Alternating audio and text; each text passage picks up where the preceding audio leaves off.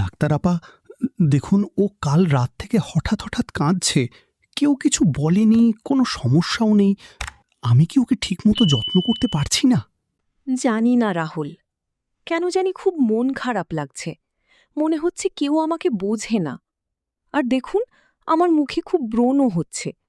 আমি কি খুব বিশ্রী হয়ে যাচ্ছি? একদম না মৌমিতা, আপনার মোটেও বিশ্রী হয়ে যাচ্ছেন না।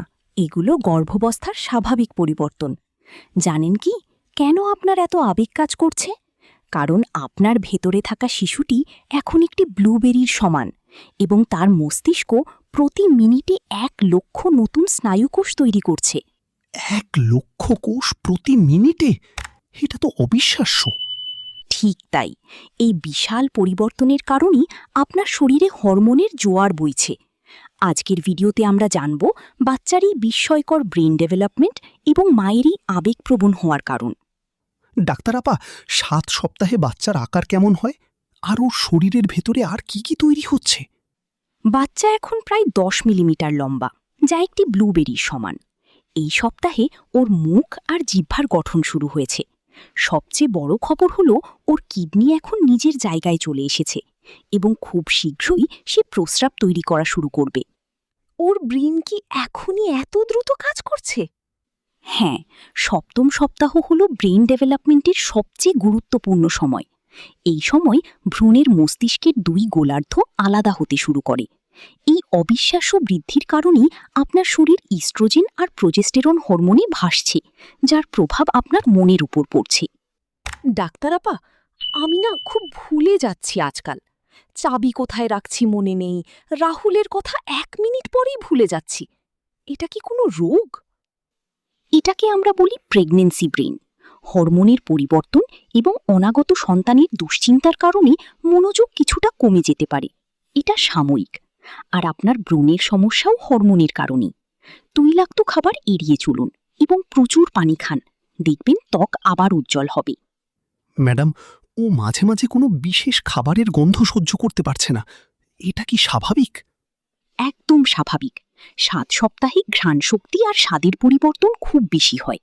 যে খাবার ও আগে পছন্দ করত, এখন হয়তো সেটাই ওর কাছে অসহ্য লাগছে। বাচ্চার এই দ্রুত ব্রেন ডেভেলপমেন্টের জন্য আমি ওর খাবারে কি কি যোগ করতে পারি? রাহুল, এখন মৌমিতার ডায়েটে ওমেগা-3 সমৃদ্ধ খাবার রাখা খুব জরুরি। 1. আখরোট। এটি বাচ্চার মস্তিষ্কের বিকাশে দারুণ কাজ করে। 2. ফিশ অয়েল বা সামুদ্রিক মাছ। যদি গন্ধ সহ্য করতে পারি তবে এটি খুব ভালো উৎস। 3. ডিম ও পনির, যা প্রোটিন এবং ক্যালসিয়ামের যোগান দেবে।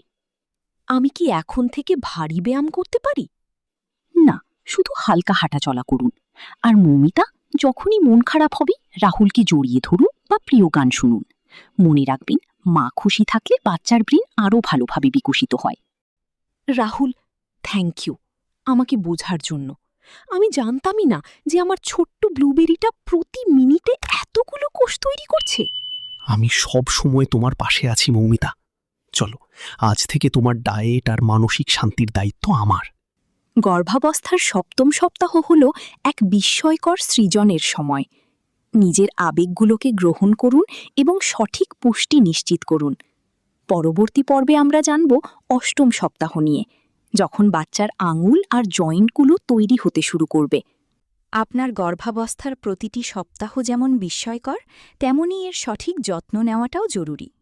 আশা করি আজকের তথ্যগুলো আপনাদের এই সুন্দর যাত্রাটিকে আরও সহজ করে তুলবে।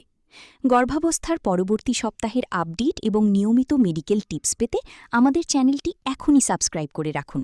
ভিডিওটি ভালো লাগলে একটি লাইক দিন এবং নতুন ভিডিওর নোটিফিকেশন পেতে বেল বাটনটি প্রেস করুন। আরেকটি বিশেষ কথা, আজকের ভিডিওতে আমরা যে তথ্যগুলো আলোচনা করেছি তার প্রতিটি নির্ভরযোগ্য মেডিকেল রিসার্চ এবং ক্লিনিক্যাল গাইডের উপর ভিত্তি করে তৈরি। আপনারা চাইলে এই তথ্যের উৎস বা সোর্সগুলো যাচাই করে নিতে পারেন। আমি ডেসক্রিপশন বক্সে সেই সব অফিসিয়াল লিঙ্ক দিয়ে দিয়েছি। দেখা হচ্ছে পরবর্তী ভিডিওতে। ততক্ষণ পর্যন্ত নিজেদের যত্ন নিন, সুস্থ থাকুন। ধন্যবাদ।